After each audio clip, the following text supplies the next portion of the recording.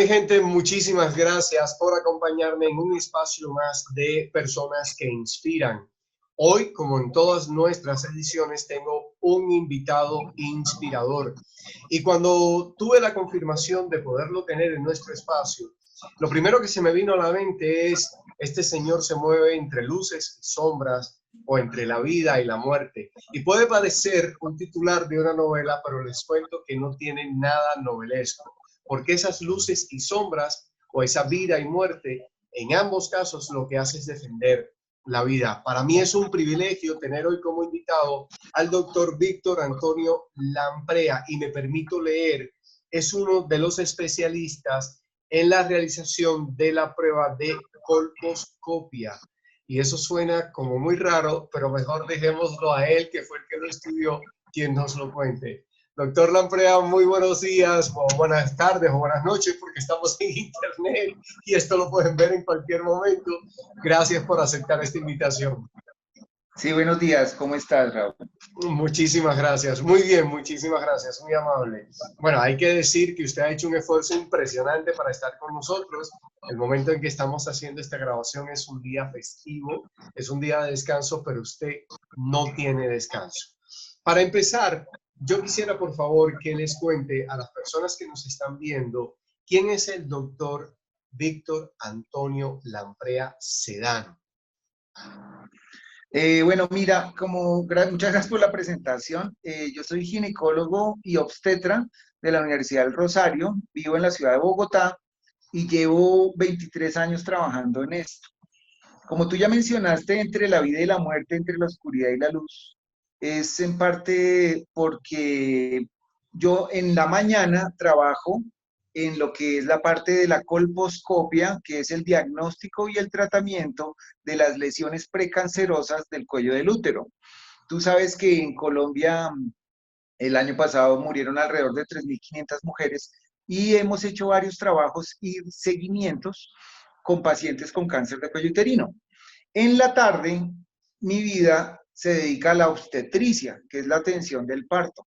Como te comentaba anteriormente, yo hoy estoy en un trabajo de parto en la clínica Reina Sofía y ahorita más tarde me va a tocar ir a atender ese parto. Entonces, en la mañana ves precáncer, ves pacientes a veces con lesiones muy avanzadas, pues las cuales van a ser la causa de su muerte. Y por la tarde veo pacientes embarazadas con embarazos de alto riesgo también. Entonces, por eso lo que tú decías es muy cierto. Pero en ambos casos, usted lo que hace es defender la vida y digamos que por eso es que usted es una persona que inspira, ¿cierto? Sí, de acuerdo. El enfoque del tratamiento, empecemos a hablar puntualmente del cáncer de cuello uterino.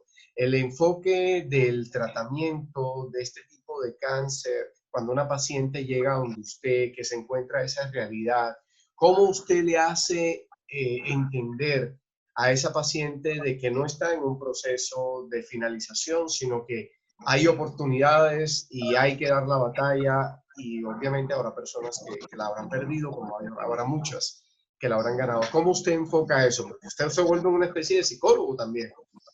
Sí, de acuerdo. Lo primero que hay que tener en cuenta es que las pacientes deben hacerse el examen de tamizaje, que es la citología en las menores de 30, y la PCR, que es la prueba de reacción de cadena de polimerasa, que va a detectar el virus del papiloma humano, que por otra parte es el causante del cáncer de cuello uterino. Una vez que esta comunidad se hace la prueba, las positivas van a ir al examen de colposcopia.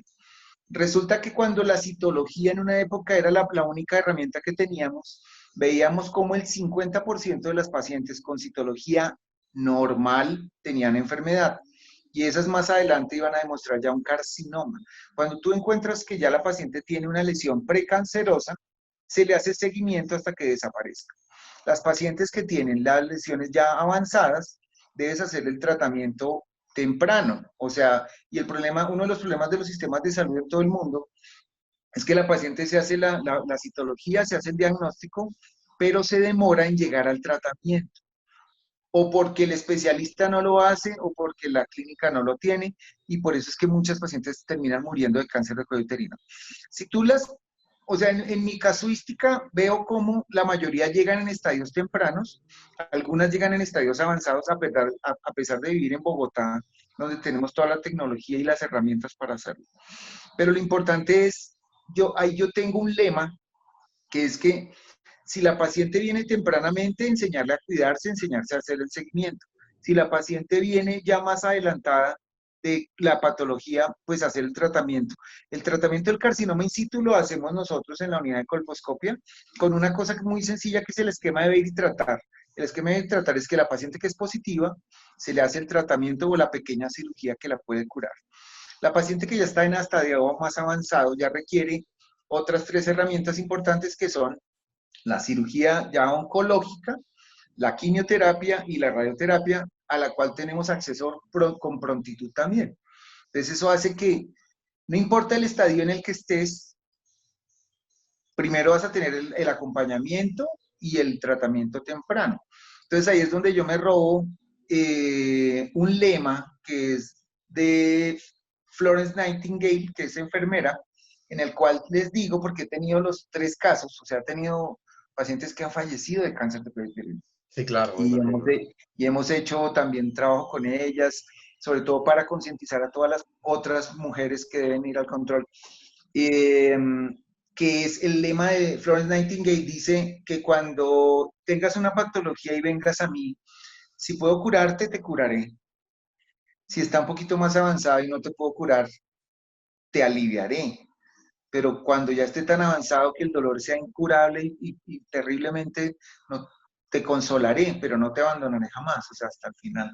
Y eso es algo que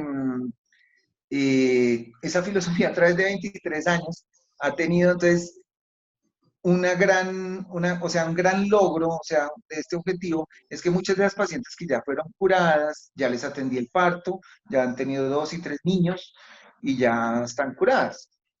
Unas no lo van a lograr. De eso depende de la prontitud del tratamiento. De la oportunidad. Doc, le De hago la una oportunidad. pregunta, no sé si usted pueda tener esa información porque realmente no lo previne sobre esta pregunta que me viene. Sí. En los tipos de cáncer, en su mortalidad, este cáncer de cuello uterino, ¿qué lugar ocupa en su mortalidad? Es el cuarto. Es el cuarto, la Sí. cuarta razón de mortalidad de cáncer. En Colombia era el primero hace muchos años, pero tú en la medida que ves que los países entran en desarrollo, a medida que son más desarrollados, el cáncer de cuello uterino se va alejando más, porque como se trata tempranamente, ¿sí? Entonces tú, por ejemplo, ves que en países en Europa es el 11º, ¿sí? Entonces los Claro. primeros ya comienzan a hacer el cáncer de colon, en las mujeres el cáncer de seno en Estados Unidos y otros tipos de tumores. ¿Sí? En Colombia, gracias a que se hace un tratamiento oportuno y manejo temprano, se ha ido alejando eso. Y lo otro es que existió mucho miedo en una época a realizarse los diferentes tipos de pruebas. Entonces hay desinformación. Por ejemplo, fíjate que ahorita con esta época de la pandemia, muchas de las pacientes tienen temor de salir y muchas pacientes han dejado de hacerse el tamizaje de rutina.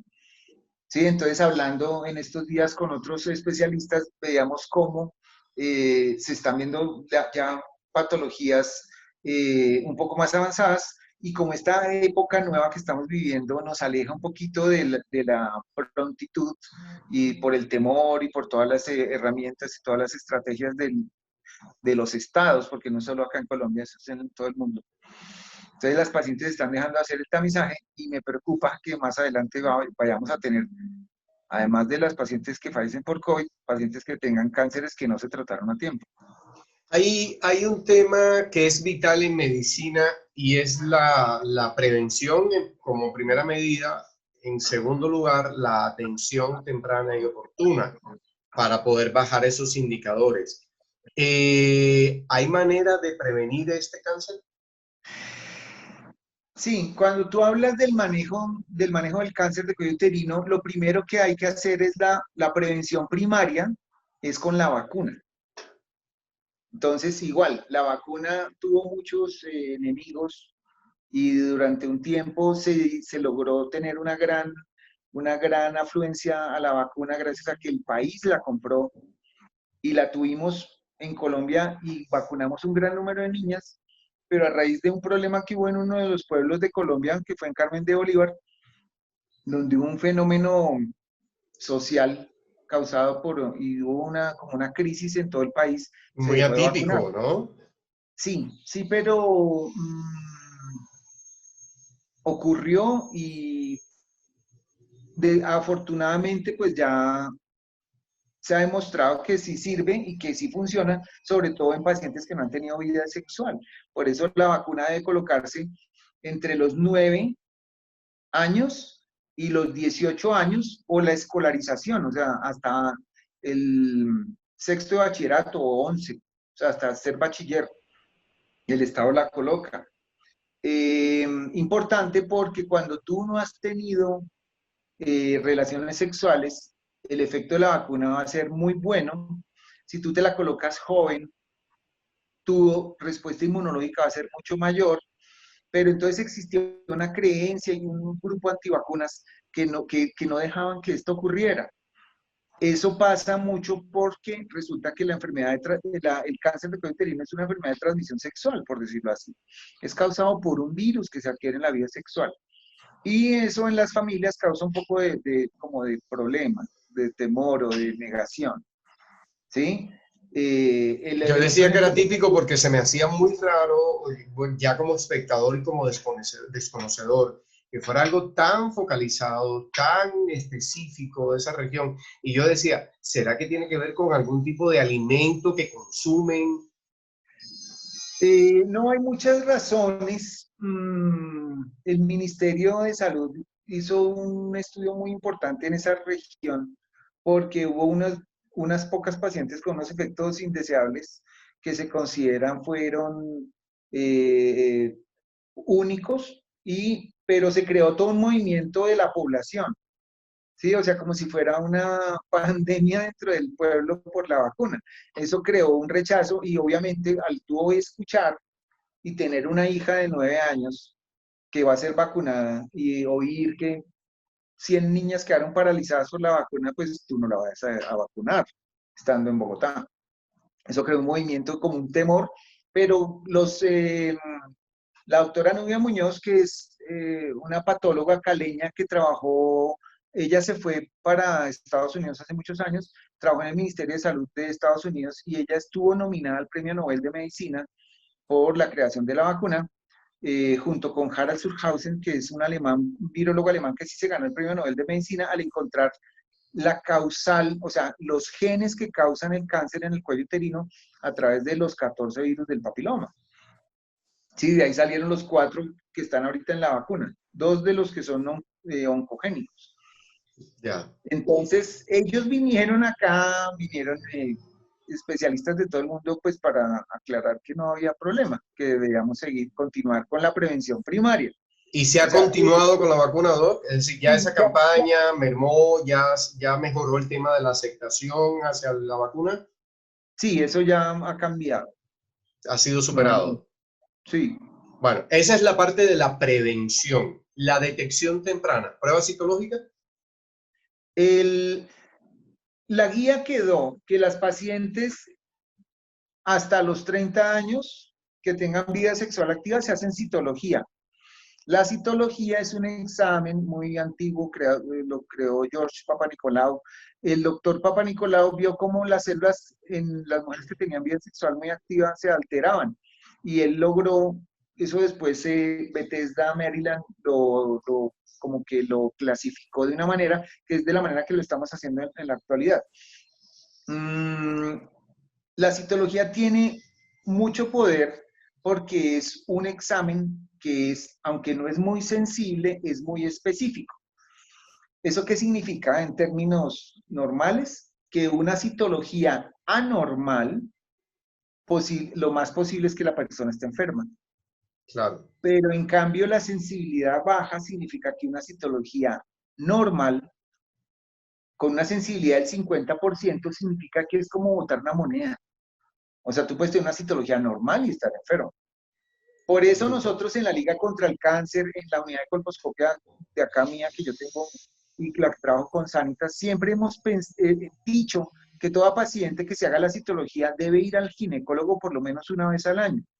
Cuando tú realizas inspección visual, que es otro método de tamizaje, que se usa más que todo en las áreas pobres del país, ¿sí? O sea, cuando tú vas al Putumayo, entonces en Río, en lancha, vas a los pueblos donde no hay patología, o sea, no hay patólogo, no hay microscopio, no hay luz.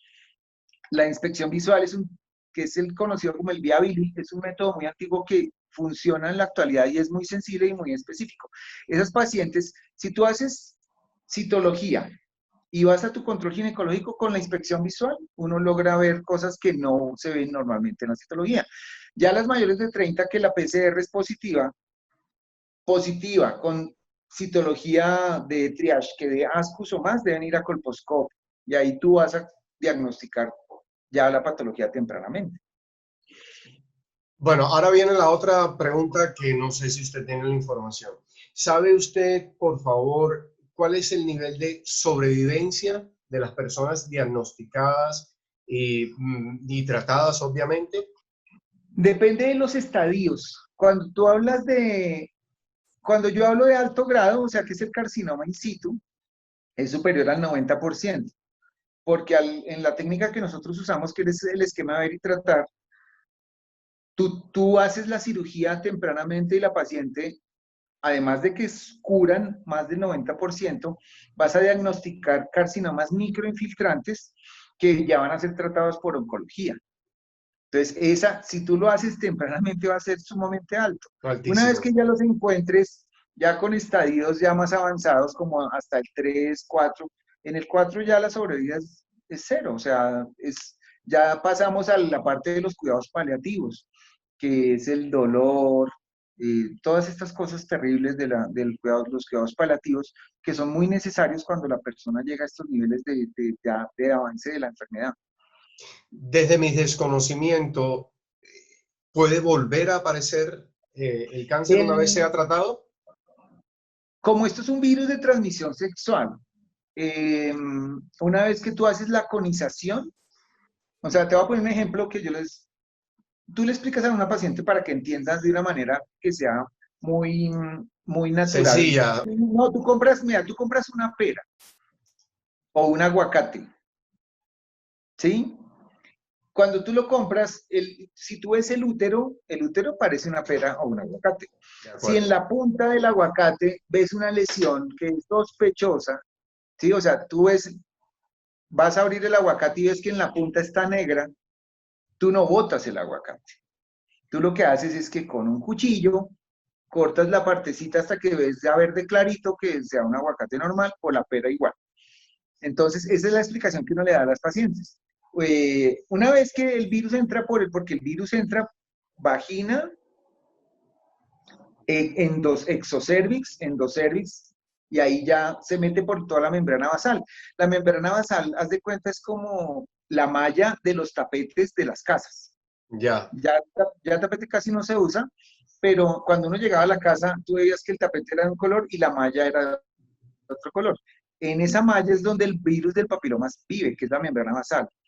Entonces, si tú ves el aguacate que tiene el negrito, sospechas que hay una lesión precancerosa. ¿Cómo llegó? Por la relación sexual. Lo que hace uno es retirar esa punta, eso lo mandas a patología, y si los bordes son negativos, significa que quedó curado. Pero en la malla del tapete, que es la parte basal del epitelio, a veces el virus se queda ahí, a pesar de que tú ya curaste el cáncer. Eso hace que esos pacientes más adelante puedan hacer otra lesión. Lo que uno debe hacer en el seguimiento es hacerle una reacción de cadena polimerasa, o sea, una PCR para el virus del papiloma humano un año después de la cirugía. El 70% van a estar negativas y el 88% a los 2 años. Entonces, Amén. esa es la manera como tú ya tuviste una enfermedad que pues es potencialmente mortal, yo te trato, te curo, pero tienes que seguir en seguimiento. Tienes que seguir Acuérdate cuidándote. que, acuérdate que el virus del papiloma humano puede causar cáncer de exocervix, endocervix, vagina, vulva y ano, y garganta. Dios bendito. Garganta, sí. El de garganta es muy raro. El caso que todos se acuerdan es el de un actor de cine que tuvo. Entonces no es tan frecuente igual que el de vulva. El de vulva es ya de mujeres más mayores. Entonces, pero el que más tú ves es el cáncer de cuello uterino. ¿El de garganta es por el sexo oral, por ejemplo? Sí, sí, es por el sexo oral. Ya. Mm. Mejor dicho. Michael A no tener Douglas, sexo, pues. no, toca tener cuidado, tener cuidado. Lo más importante es eso, en la prevención primaria, que es el uso de la vacuna, la prevención secundaria, que es usar condón, no cambiar de pareja, ir a los controles juiciosos a hacerse la citología. O sea, es como el cuidado es muy integral, o sea, no existe un solo remedio que sea mágico para ninguna patología. Bueno, ya hablamos cómo usted da vida a través de la sombra, porque indudablemente, pues todavía para la humanidad, para nosotros, oír hablar de cáncer es, oh, terror. Pero hay muchas maneras de prevención, de atención temprana, de dar vida. Vamos a hablar de la otra parte, de dar vida de la otra manera, del nacimiento, del alumbramiento. ¿Cómo llega a usted a eso y qué lo mueve, qué le apasiona de ese mundo? Cuando yo comencé a buscar la especialización, ¿sí? Una de las razones que yo quería, tú sabes que uno puede ser cualquier cosa en la vida, tú puedes ser gastroenterólogo, internista, anestesiólogo, ortopedista, cirujano plástico, que también es una rama que me gustaba mucho, y la ginecología. Resulta que la ginecología es una bendición porque es tratar a la mujer. Entonces resulta que tú, al tratar a la mujer, tú tienes una hermana pequeña, tienes una madre, tienes una novia y tienes una abuelita. Eso significa que a ti te toca saber muchas cosas para poder tratar a la niña, al adolescente, a la adulta o al anciano. Entonces, eso fue una de las cosas que a mí más me motivó y atender partos es una parte de la especialidad que es bastante dura porque no duermes, porque los trabajos de parto son momentos muy largos, de mucha calma, que tienen a veces instantes de terror. Y acuérdate que cuando tú haces eso, están en peligro dos vidas, que es la De mamá y el bebé. acuerdo. Entonces eso hace que esa otra parte, algunos ginecólogos terminan no haciéndolo, prefieren dedicarse solamente a la parte ginecológica. Pero a mí la parte obstétrica siempre me gustó eh, porque también requiere mucho amor para tratar a la paciente, para enseñarle a cuidarse, para ver los signos de alarma y diagnosticar tempranamente las enfermedades potencialmente mortales tanto para la madre como para el bebé. Entonces, por eso mi vida se partió en dos. O sea, es algo que Dios me ha llevado por un camino y Él me lo va mostrando. A veces uno se afana del futuro, lo importante es hoy. ¿Sí? Entonces, entonces son dos cosas. Uno, lo más importante es Dios, la familia, el trabajo y el amor.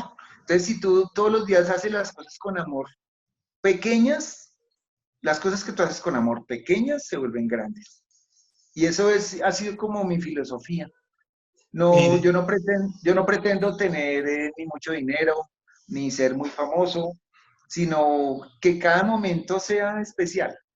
Y, y eso ha sido muy bueno. Obviamente he tenido complicaciones como todos los especialistas, lógico. tanto en la parte de colposcopia, pacientes que avanzan hacia el cáncer, o pacientes que se les fallecen ellas o el bebé.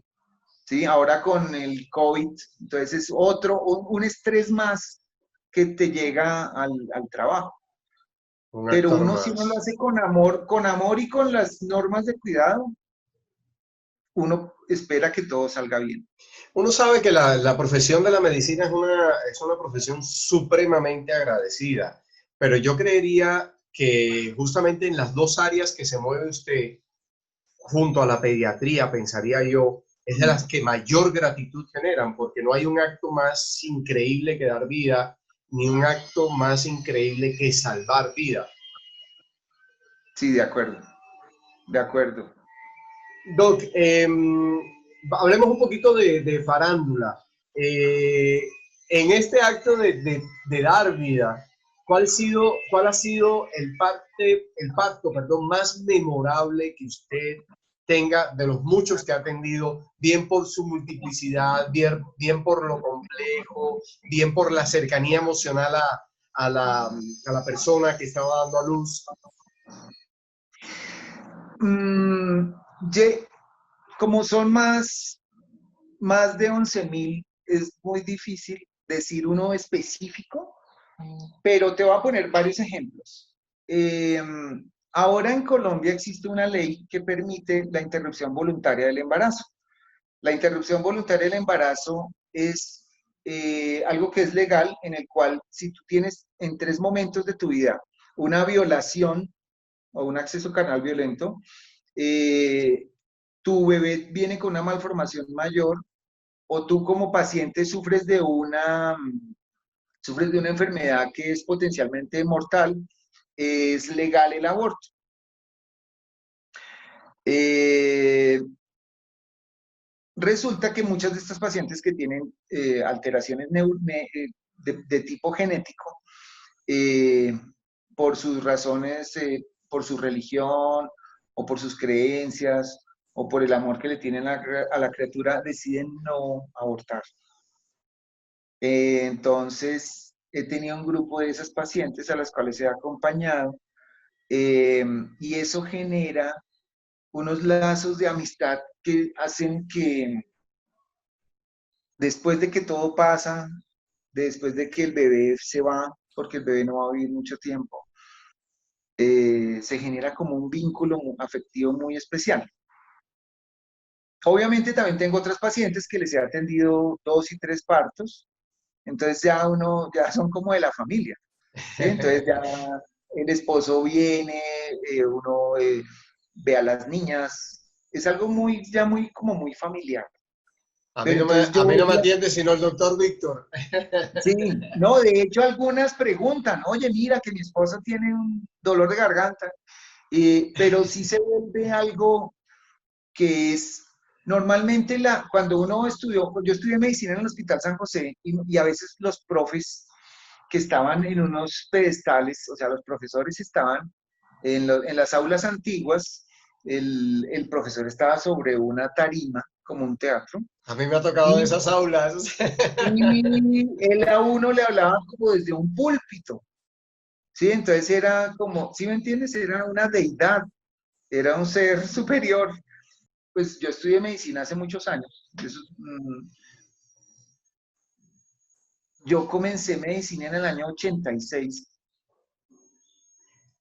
y me gradué en el año 91.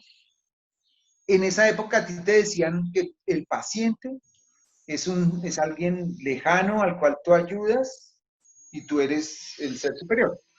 Sí, eso con el tiempo, yo soy católico, pero yo aplico mucho a Cristo, y Cristo es el personaje que, aunque es el Hijo de Dios, se sienta al lado de las personas, sin importar si son prostitutas, si son leprosos, ¿sí? Si son ricos o si son pobres, no importa. Entonces, cuando tú eres ginecólogo, es algo parecido. Y eso genera que tú crees una amistad con las pacientes y sus familias. Entonces, que es algo pues, que es maravilloso. Fíjate, hoy un domingo, yo ahorita, como te comentaba, estaba viendo 2 pacientes de precáncer y en este momento tengo una paciente en trabajo de parto. O sea, ahorita me toca ir a atender un parto. No, y la paciente sabe que es en día de familia y todo, pero que uno está dispuesto a acompañarla en eso. Y eso le da como la tranquilidad. Total, total. Dígamelo a mí que soy papá de dos. Sí, claro. Y uno sabe, si uno dice, no, si ahí está mi doctor, uno queda completamente Ya tranquilo, tranquilo. o sea, sí, Completamente sí, tranquilo. Doc, el embarazo múltiple más grande que usted haya tenido, Trillizos. Ay, qué En la maravilla. clínica hubo 5, pero ese no me tocó a mí. Trillizos es lo más grande de embarazos múltiples. ¿Y hoy qué edad tienen? No, ya están en la universidad. Bruto. Sí, sí, y tengo, en este momento, de hecho tengo un gemelo, en este momento tengo unos gemelos que el gemelo es piloto en Estados Unidos. Ah, qué bien, qué Sí, bien. y ya, y con ellos ¿Y también. el nacimiento prematuro, más prematuro? El más prematuro, el más prematuro es histórico porque fue una paciente que tuvo un embarazo de 26 semanas, eh, que obviamente nadie daba un peso por ese bebé. Y me acuerdo que una vez me mandó la mamá una foto en triciclo del bebé, el niño en un triciclo. Y yo decía, esta foto no sabía de que era una paciente que atendía en la EPS hace Ya. muchos años. Y después me mandó la foto en triciclo, el niño ya tenía 5 años, 26 semanas, que fue un Bruto. bebé que la mamá tuvo muchos problemas de tensión alta, era una hipertensa crónica, y es un milagro, porque Amén. el pulmón comienza a tener alvéolos a raíz solo a partir de esa semana, la semana 26. Entonces Total. la mortalidad es alta, la Es mortalidad y las altísima. secuelas es muy alta. Es altísima. Doc, ya conocimos sus dos pasiones. ¿Qué lo motivó a hacerse médico? Mi madre cuenta, eh, mi papá trabajó en un pueblo que era Guaduas, Cundinamarca, y cuando nos vinimos para Bogotá, me matricularon en el Colegio El Rosario. Eh, yo desde que estaba en el pueblo siempre me gustó la parte, o sea, siempre tuve esa tendencia. Cuando entré a primero de primaria, cuenta mi mamá que en la entrevista me dijeron, ¿por qué viene al Colegio El Rosario? Entonces yo le dije al profesor, yo le dije, yo quiero ser médico, pero mi mamá insiste en que yo estudie matemáticas y aprenda a leer y escribir. Fue algo como desde muy pequeño, aunque mi papá es abogado, mi hermano, todos ellos sí, el único médico de la familia fui yo. Pero fue una tendencia que sí siempre tuve desde chiquito, desde pequeño. A mí me pasó similar con mi hijo, que muy tempranamente me dijo, quiero ser médico, está estudiando medicina, y ahorita lo escuchaba, y a uno siempre le dice, ¿qué quiere ser? ¿Qué especialidad quiere ser? Y me dice, no, papá, todavía está muy temprano. Hay algunos que me inquietan, pero en la medida que uno va avanzando en la carrera, va definiendo Sí, esa no, pasión. sí, eso lo vas definiendo con el tiempo. Y, y a veces tú te metes, no, quiero ser dermatólogo, y no pasas, no entras. Dios a uno le va mostrando el camino, realmente. Amén. Doc, ¿quién lo inspiró en su vida, bien en su vida profesional, bien en su vida personal? Una figura que fue inspiración para usted, para ser el modelo de persona que es hoy usted. Yo soy a imagen y semejanza de mis padres. O sea, ellos son muy diferentes, pero yo tengo el coraje, el amor. Y si tú ves en videos, si hablas con ellos aparte y después me ves a mí, vas a ver muchas similitudes con ambos. Mi papá es abogado, es un gran escritor, tiene más de 21 libros Súper. publicados. Y mi madre, ella se dedicó toda la vida al hogar. O sea, yo aprendí culinaria fue gracias a ella. eh, y es un ser completamente amoroso. Gracias a ellos dos, a Pedro Lampreda y a Rosa Sedano, yo soy así. Sí. Amén. Bendito Dios. Si yo le preguntara cuál ha sido la clave del éxito de su carrera, del reconocimiento que tiene, porque para quienes nos están viendo, basta con colocar el nombre del doctor Lamprea y va a encontrar incluso comentarios de pacientes donde muestran gratitud, donde hablan de sus grandes dotes o actitudes humanas. ¿Cuál fue la clave del éxito? ¿Cuál fue ese que hizo que usted se destaque como se ha destacado? ¿Cuál usted diría?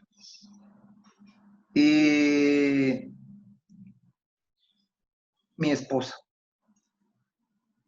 Esmeralda Iregui. Ella Qué bonito. es mi socia en todo.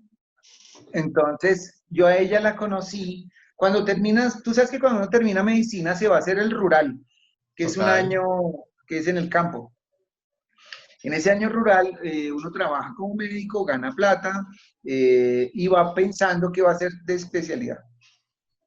A mí me tocó irme a La Palma, Cundinamarca, que es un pueblito que queda acá en Cundinamarca, es la zona más violenta de Cundinamarca. Tú vas por la autopista norte, Zipaquirá, Pacho, La Palma, Jacopí. Es una zona bastante, fue en una época muy, muy violenta. Cuando yo estuve allá en el rural, conocí a Esmeralda Iregui. Ella era veterinaria del pueblo y trabajaba en fincas y todo allá en La Palma. Eso fue amor a primera vista. Aunque no nos ennoviamos de una, porque hubo un proceso, ella ha sido mi compañera en todo. Entonces, gracias a ella, he hecho todo lo que he hecho. Amén. O sea, es como, en estos días vi una figura egipcia, no tengo la foto acá, pero muestran que está el rey egipcio y en la estatua, es una estatua de un rey egipcio, y atrásito de él está la esposa y se ve que la mano de ella se ve acá como hacia el abdomen, o sea, como sosteniéndolo. Como sosteniéndolo acá, pero ella está acá atrás. Ajá. Resulta que decían que el artista lo que quería mostrar es que aunque el faraón era el dios hecho persona en la tierra, ¿qué va? Si no tenía a la mujer detrás mandándolo y dirigiéndolo, él no era rey. Y sosteniéndolo. Claro, entonces,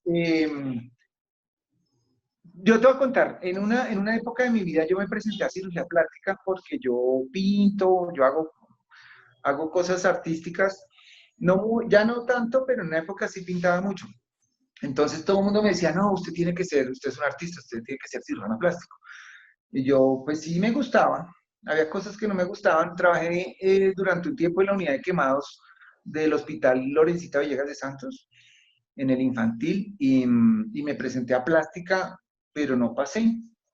Entonces, eso fue muy frustrante en ese momento.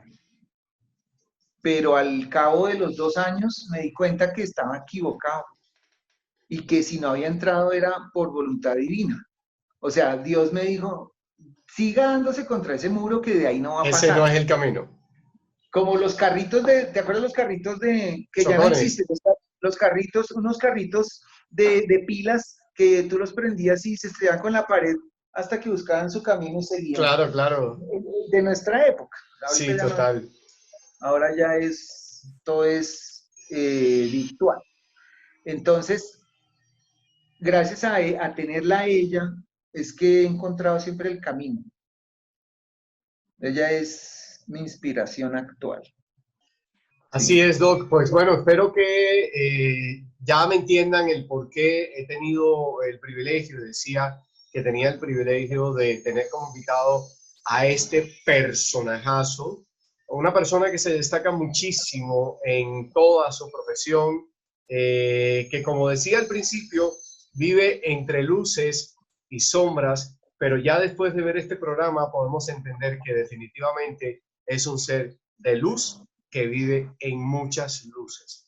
Doctor Víctor Lamprea, ha sido un privilegio, he aprendido muchísimo, le agradezco mucho y hoy le confirmo que usted a mí me inspira.